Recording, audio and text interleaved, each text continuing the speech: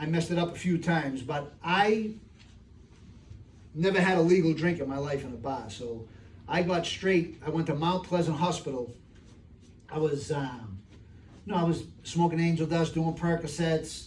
These are like, they talk about these pills now. I don't even, that sound like spaceships to me. I was the 345 Percocets. I mean, that's the only ones I know. The DuPont Percocets. That's what I was doing when I was a kid, you know. And that's what I struggled with, you know, amongst other things. But so no, I didn't find it in jail. I went to Mount Pleasant Hospital. So I found recovery on the streets. And I took that into jail and had a couple of slip-ups in jail. But no, I didn't find it in there. But the people, I mean, that's, like I said, about teaching, it's, you know, all goes back to, if we can do something if I can do something for somebody else, and if I give somebody something of value that's not monetary, then it's a win for me. You know, so I think that if that answers your question. Yeah, I just didn't know I didn't hear that you found the program, so I didn't know. Not really. There wasn't really much in prison, but the people that do go, the feds, it's a little tougher state. They let people come in. Feds, they do at times, but a lot of the places I was at didn't. Yes, ma'am. I'm in your age group, and so I know about angel dust, right? Okay. So, what's so funny?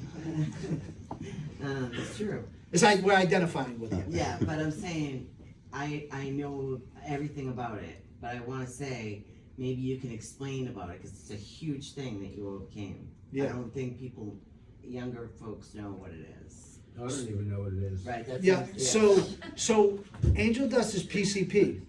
And they called it angel dust when I was a kid. Crazy Eddie. They had a million names for it. Mm-hmm. And all my friends were smoking pot, and I was smoking angel dust. Right. And they were drinking beer, smoking pot, and I was drinking vodka straight, and smoking angel dust. You know what I'm saying? And I thought, I had the answers, right? Everybody else was stupid. These smoking pot and drink.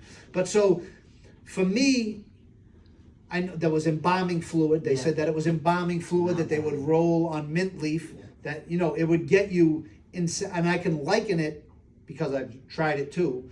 Is K2, and I don't know if anybody's ever experienced any of that drug. So, and that's another mountain that I overcame while I was in prison. I smoked K2 for a couple months because it was like angel dust, and the attraction was it's not going to show up in my urine, right? Genius again. Even I was a little smarter then, but. Still, but that's the insidiousness of addiction, and it'll make you, completely forget about everything and think that I'm smart again. When you really have to, for me, I have to remain really stupid. Say, listen, base level stuff. Just I can't even do anything. But it was very highly addictive to me. It was a hallucinogen. Yeah. It was. One day it would have you chasing somebody naked with a golf club. The next day they'd have you in your corner, sucking your thumb, holding onto a pole, stuck. So if something can do that to your brain, it's...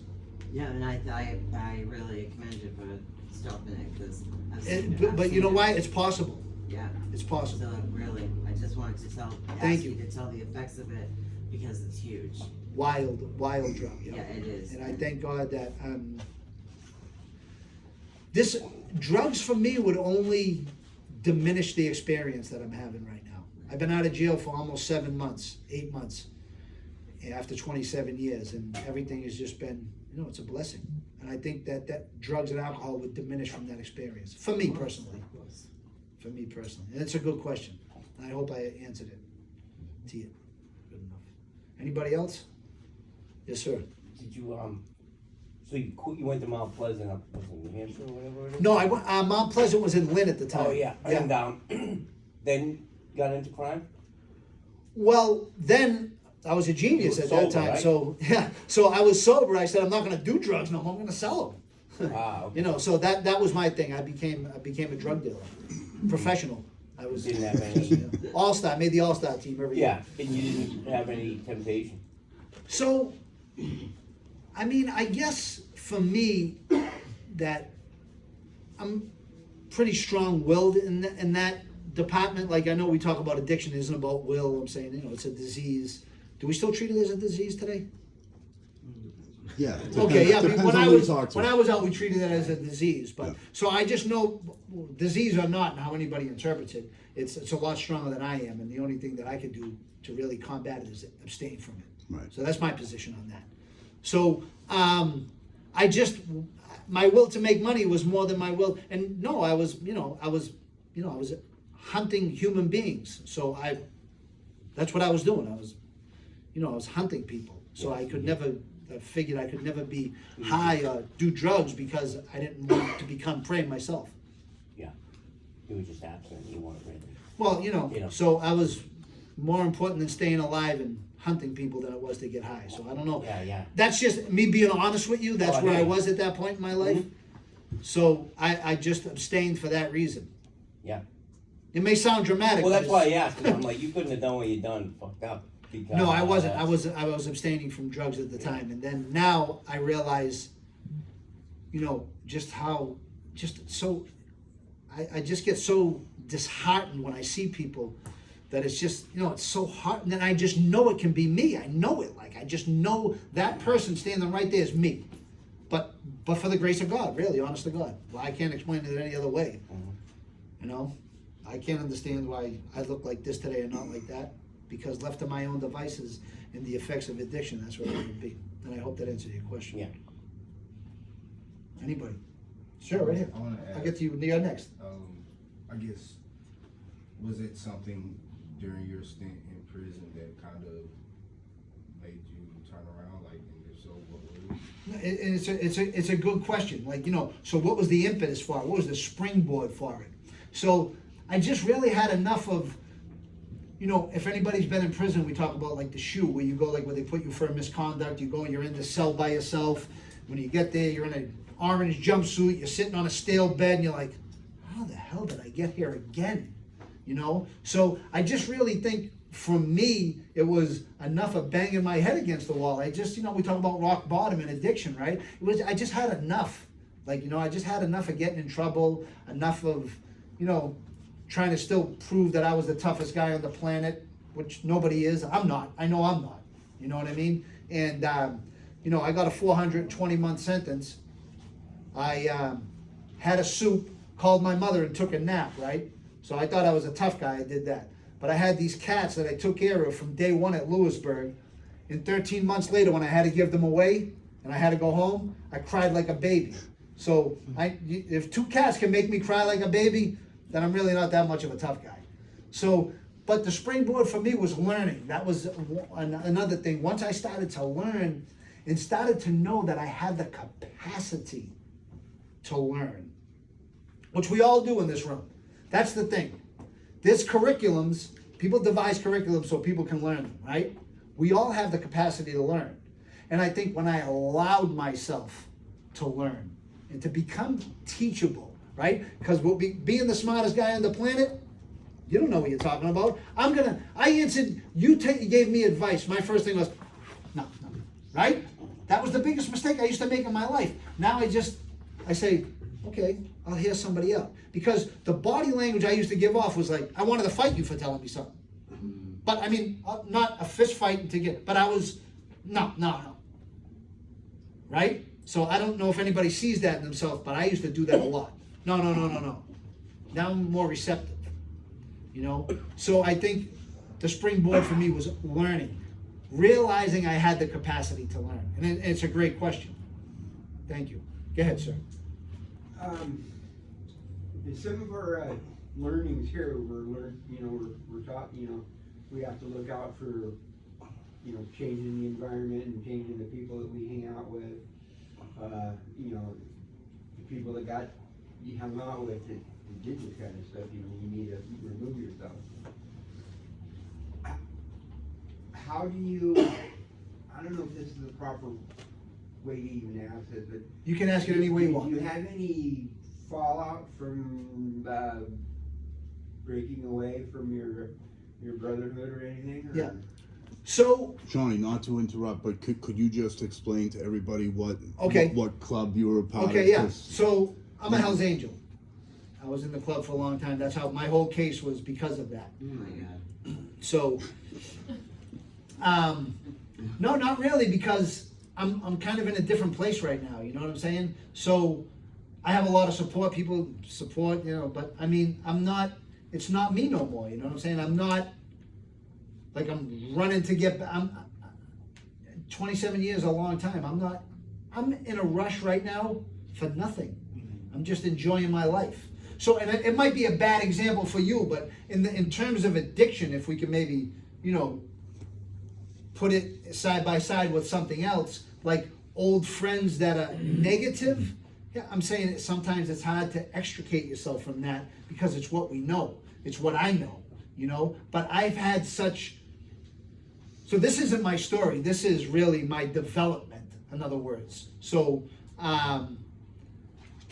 it's a chronology of growth, right, for me. So I understand the question and I appreciate it, but contextually it might not be the answer you're looking for because it wasn't a problem. It's not a problem for me, So the problem for me insofar as my old neighborhood being around, it's not there no more. You know what I'm saying? So things have changed so dramatically that it's not. And for me, how I could answer your question maybe in terms that you can understand is I'm looking for positivity. If there's any negativity there, I don't need to deal with it.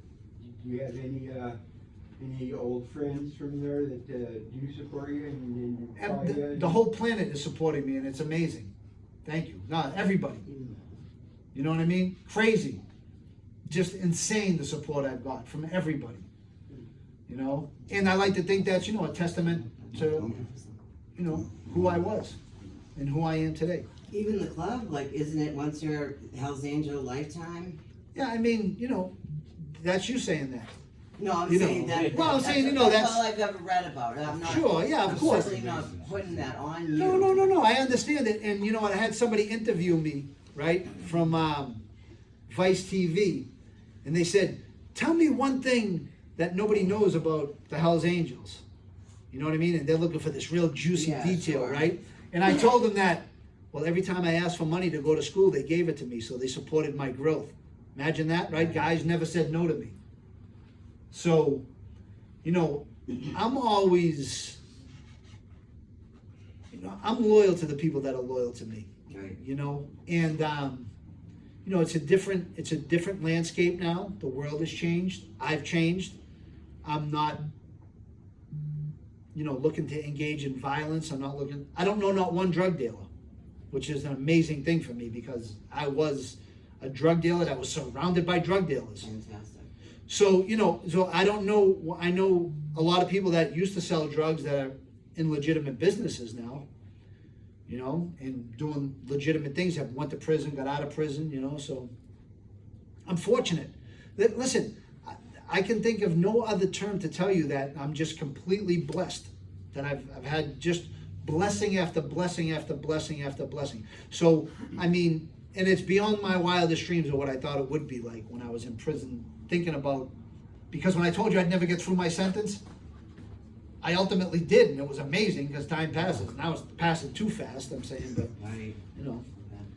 I'm the guy that I used to walk down the street, everybody used to go, oh my God. Now I'm the guy and they're like, oh, who's this creepy old guy? You know what I'm saying? It's like, so I can't get used to that, and I'll never get used to that, but it is what it is. I aged 27 years. Yes, ma'am.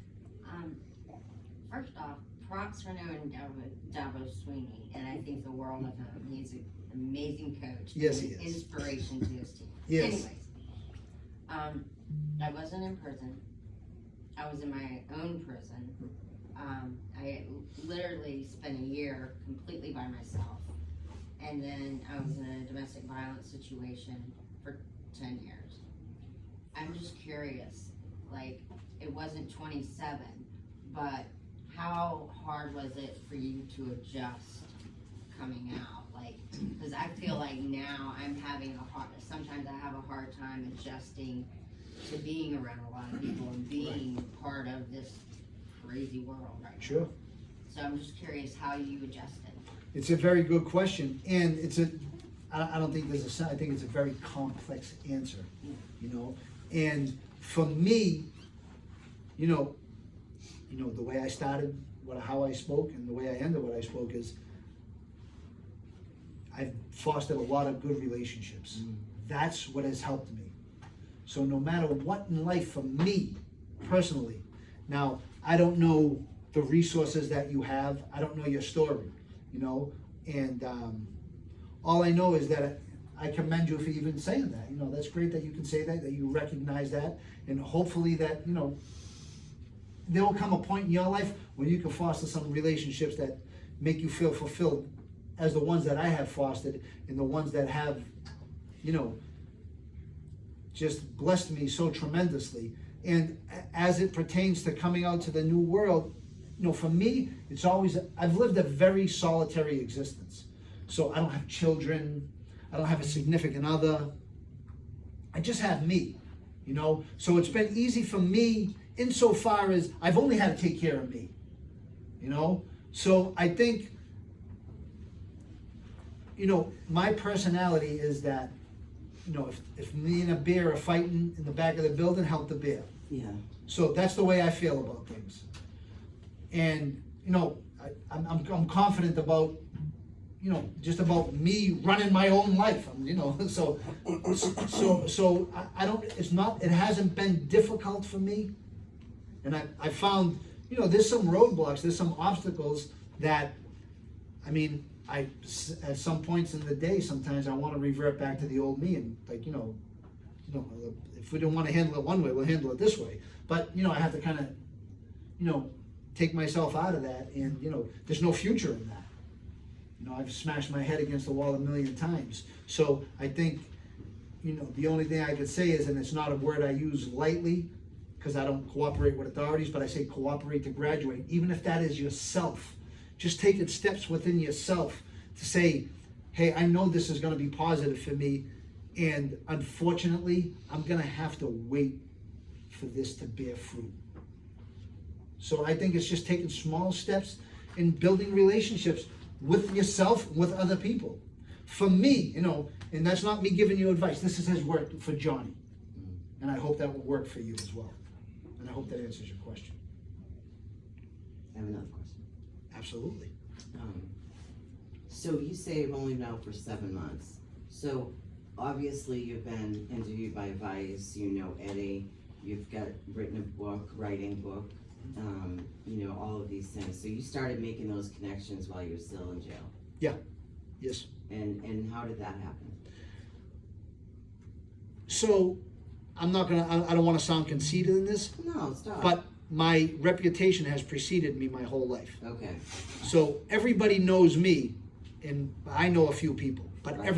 you know what I mean? So a lot of people know who I am, and then when I meet them, I'm like, oh, I remember that. And I'm like, okay, yeah, how you doing? You know what I'm saying? So a lot of people knew me, and that has opened a lot of doors for me. Okay.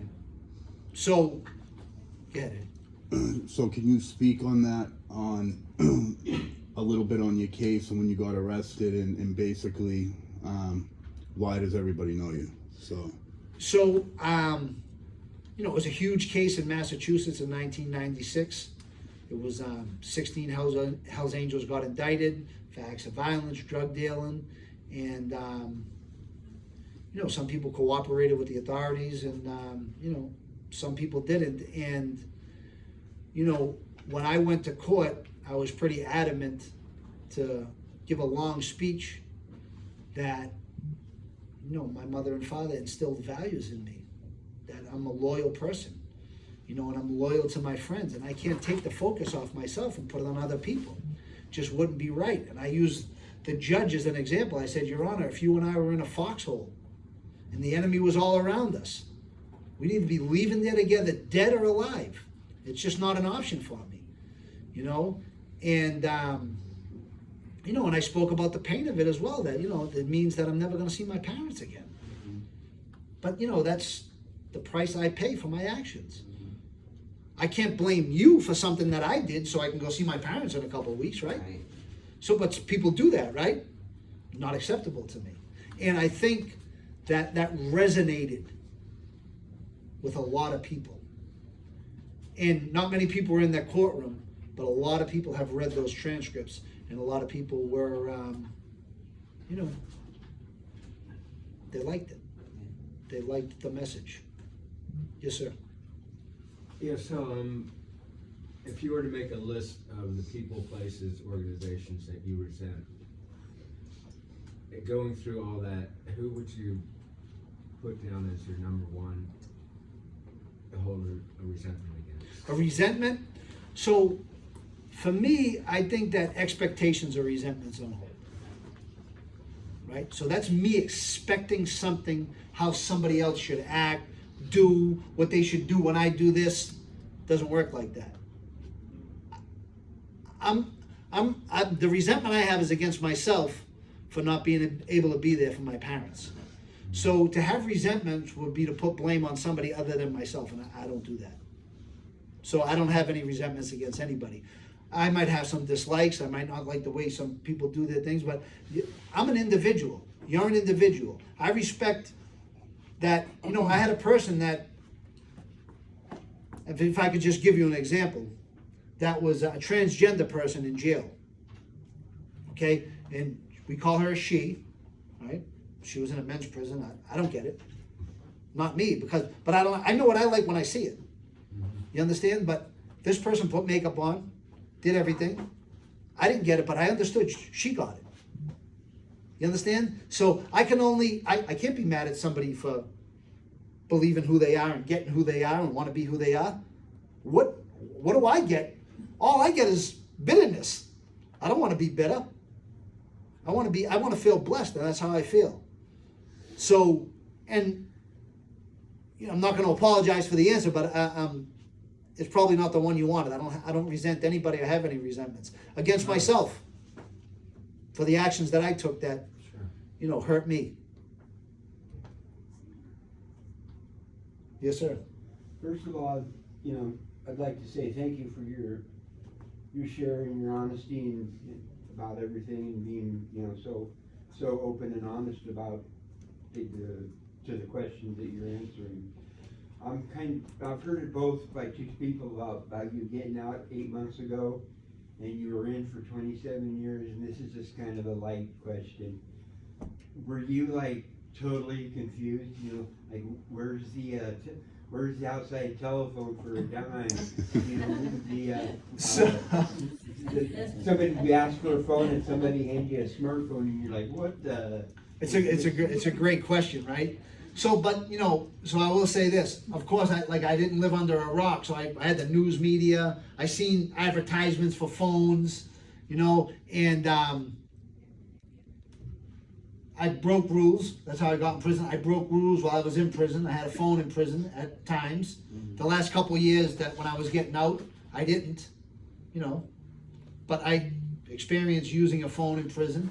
So I knew about that, but you know, getting out, when I got out, I know there's going to be obstacles to navigate.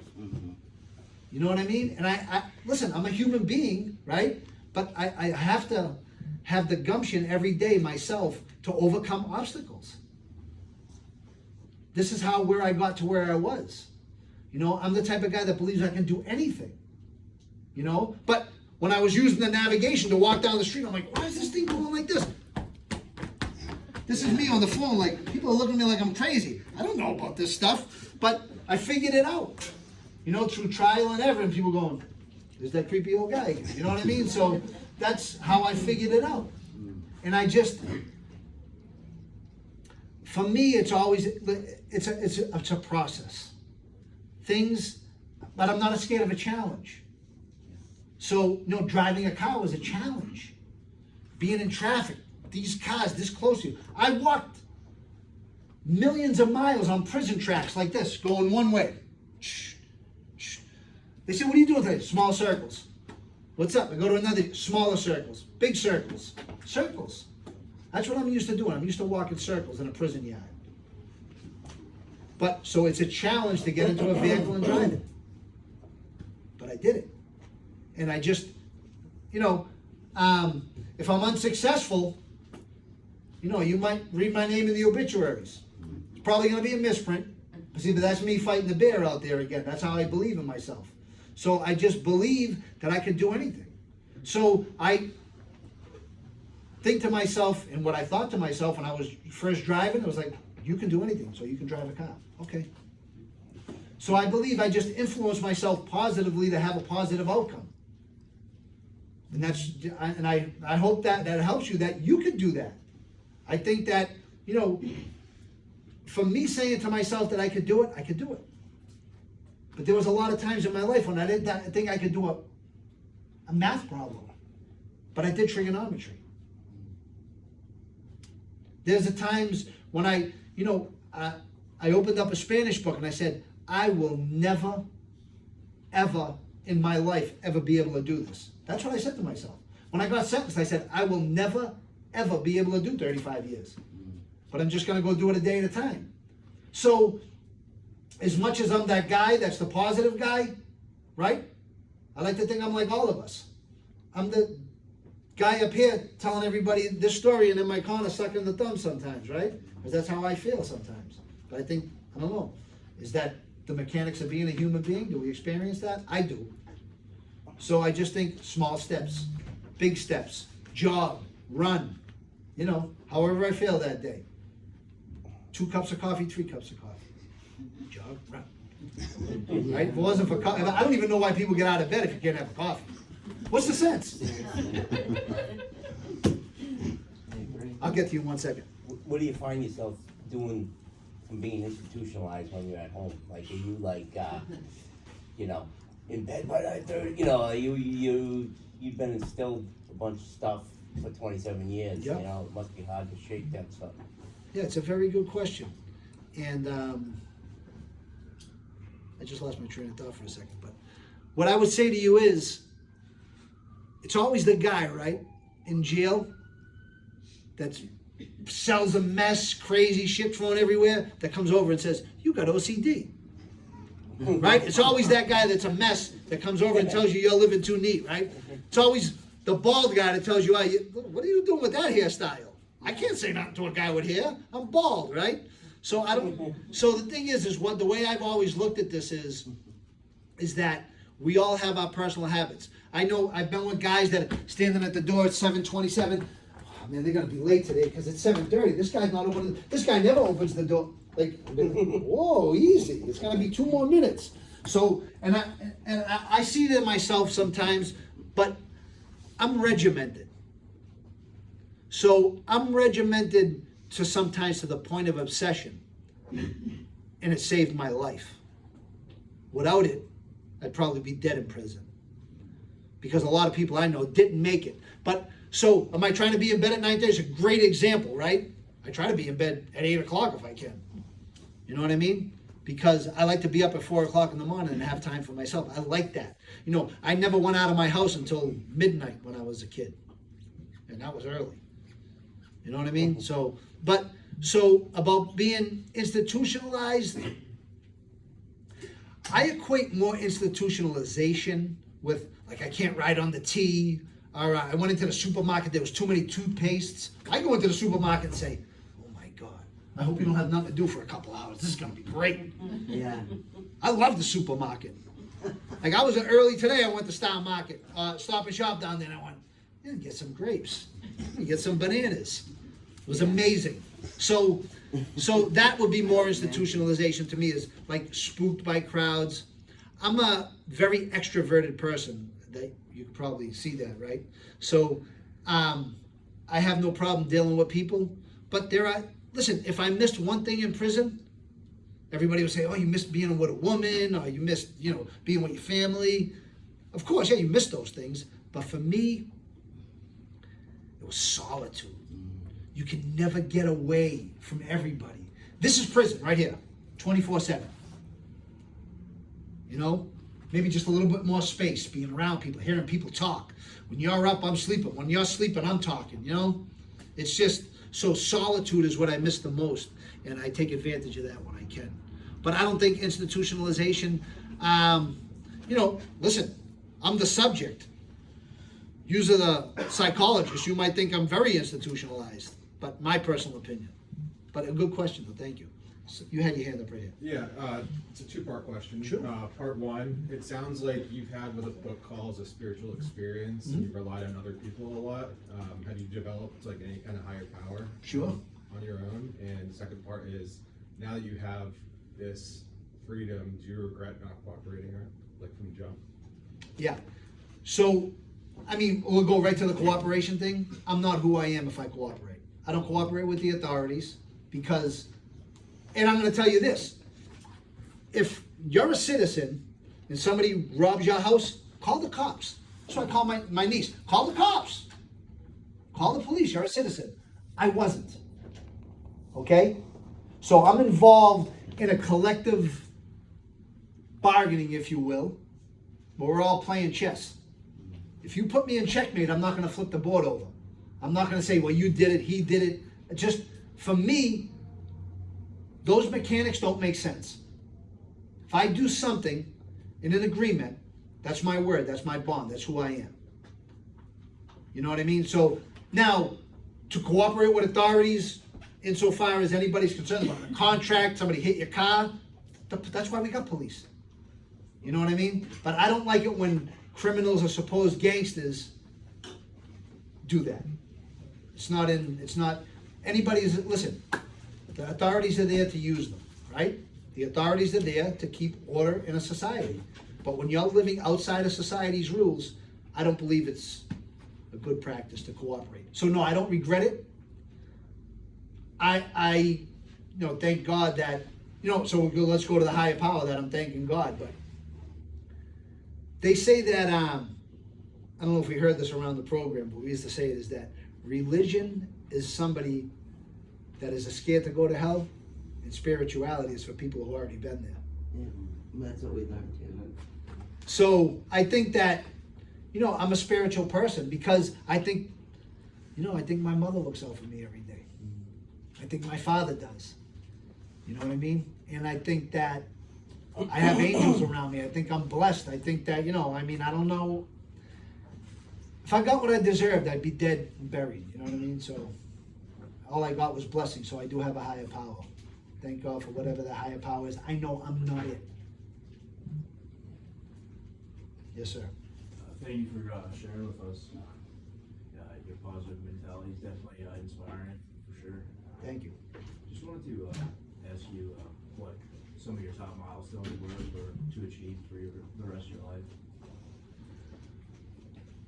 Well, that's a good question. It's always the quiet guy that gets you. You know what I'm saying? So, the best thing that I've ever accomplished in my life is I taught myself Spanish. And before that, I could never learn Spanish without realizing, like you say, like a spiritual experience, an epiphany maybe, or something that you were talking about, is that I found out that I had the capacity to learn. You know what I mean? So a milestone in my life is that I learned how to speak Spanish. I speak Spanish. I can speak Spanish. That's the greatest thing I've ever done in my life. So if that answers your question. Yeah, is there anything that going forward that you're looking to? So going forward, I'd really like to do things like this, to speak to people, and I'm, anxious about, not anxious, but eager to have my book written and to publish that, and to, to connect with people. I think that, that's where I am in my life. I want to connect with people, because, I've seen this great thing, and maybe just a meme on Facebook, but God was meeting a guy that died, and God had the suitcase for the guy, and he was saying that, I got your belongings here, come on, it's time to go. And the guy's like, but I had plans. God's like, well, come on, we gotta go. I got your belongings here. He goes, you got all the stuff I've had, all the material things? He goes, no, I didn't have any material things. Those belong to the earth. He goes, well, it's gotta be my family. He's like, no, that belongs to something else. And he went all through this whole litany of things. But the memories, I got my memories. No, you don't even have that. And the guy opened the suitcase, and it was empty. And the guy was crying, and he said to God, but what did I have? What did I have? And God said, the moments. The moments. This. Right now, in the here and now, this is what we have. And this is over. It's already gone. It's 2 weeks from now, right? Can you imagine that, right? It's 2 weeks from now. But this is what we have. We have the moments. This is what we have, right? This connection that we have, that hopefully I've built with you. That's the only thing that we have. Everything else is meaningless. The moment we have right now, this is it. So I'd like to do this, and this is what I have, connecting with people, if that's the answer in short. Appreciate it. Thank you. Yes. Did you go in like with the mentality like, okay, I'm gonna, go to college, learn Spanish, do all those things, or like, was it at some point where like you were in there and then it switched, like, alright, I need to stop this and I'm gonna start trying to create some sort of life for myself when I get out of here? That's a great question. Thank you. That's a really good question. But I mean, for me, when I went to prison, I had 1 foot in ADX. It's the most secure prison in the country. So I was gonna probably end up killing somebody. You know, I got a 35-year bid. I'm still gonna show you who I am. That's, you know, first person that gets crazy is gonna get stabbed in the neck. You know, and listen, it sounds crazy for me to even say it right now. And for me, sitting in the audience, I would say, oh, this guy's trying to act like a tough guy. That's what it would seem to me. Because that's the way, you know, that I interpret when people talk like that, you know. But that was where I was when I first went to prison. And thank whatever higher power there is, right, that I didn't get into any trouble. I got into trouble, but, you know, thank God it wasn't documented, whatever the case may be, is because I had 1 foot, you know, in never land, like never getting out, right? Because that's your mentality. It was my mentality. But thank God, because when I started seeing the light of day and I started really doing things and I started learning and I started, you know, accumulating all these certificates for doing things in prison, and, you know, a warden would ask me to, you know, can you strip and wax my floors, and I would take my time and do it good, and the whole jail looked good, and I started to build relationships with people, and I started to have 1 foot out the door, right? So at some point, when I had realized that I had the capacity to learn, that's when it changed. So, you know, I don't know about anybody else, but it's like the Benjamin Button effect with education for me. Like when I went to school, I was told, I hate school. I'm not going. My mother was like, John, listen, because my mother was tougher than me. She would say, John, listen, there's no way around school, so you just got to go through it, okay? That's what you got to do. And I was like, okay. And my father was like, you're going through school. And I was like, all right, Dad, because he was the baddest guy on the planet to me, you know what I mean? So, but now, as I get older, I'm into education. I'm into educating myself. I'm into learning, you know? So I wish I had this when I was 10, 12 years old.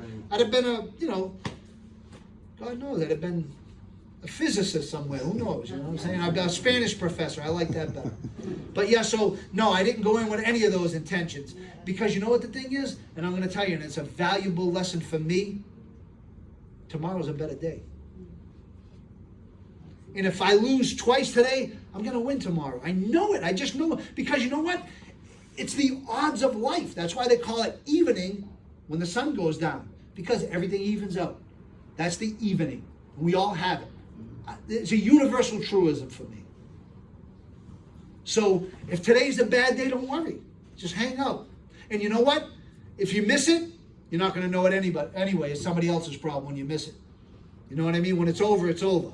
Every day you're living is your problem. The day that you stop existing, it's somebody else's problem. You ain't going to worry about it. Anybody else? I want to ask Sure. because I can relate a lot. I did done time in prison. I just played well, but when I got out, the transition was hard, and one of my biggest fears is, going back, because I still have like 35 years hanging over my head. And my question would be, in your transition out, what do you implement in your daily home life to keep you grounded?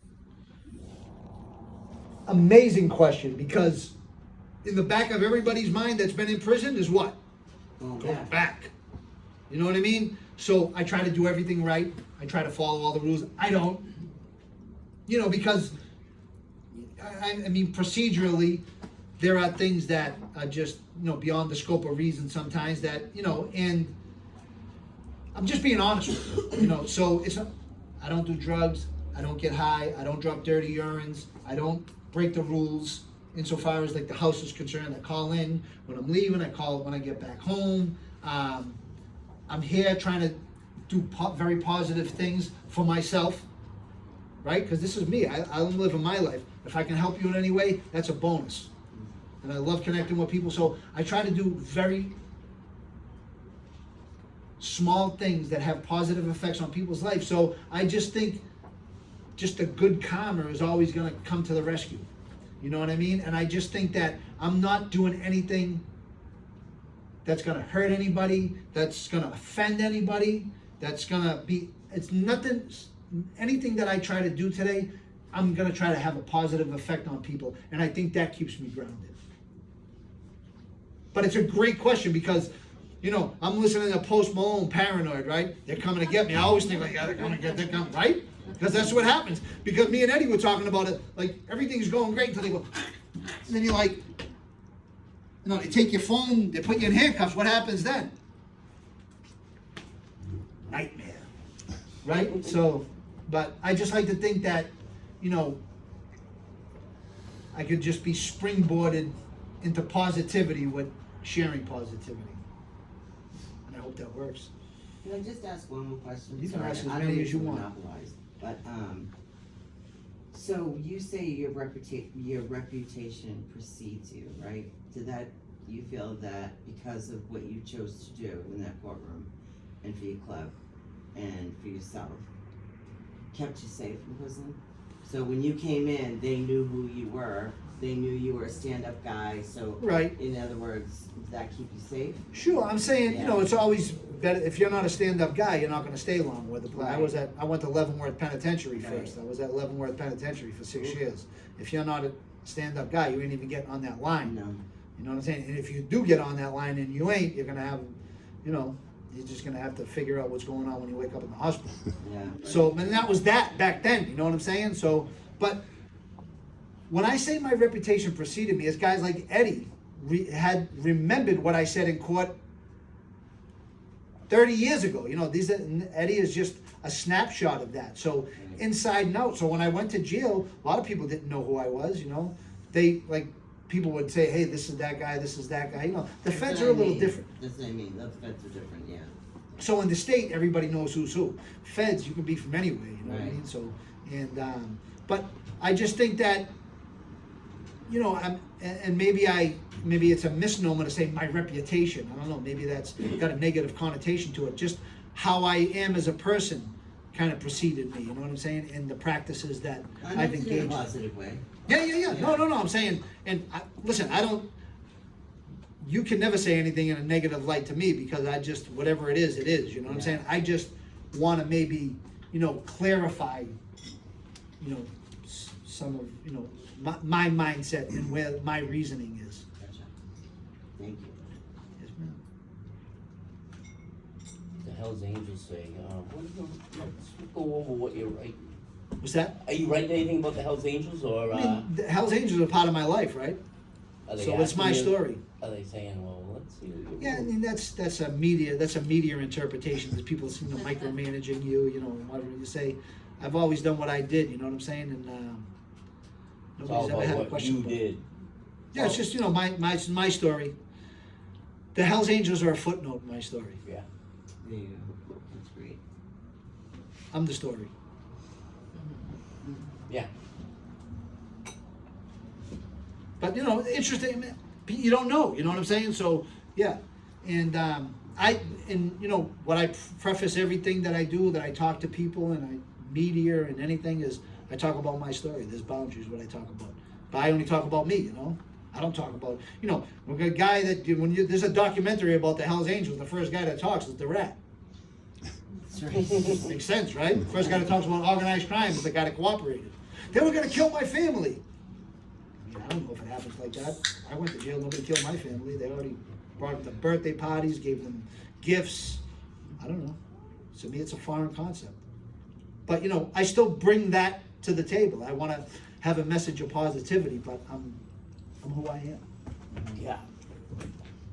Did you have any negative interactions when you first went in there with like the devil disciples, like because of what happened? Yeah, sure. So, right, it's a good question. So, the guy I killed was in another motorcycle club, right? So, and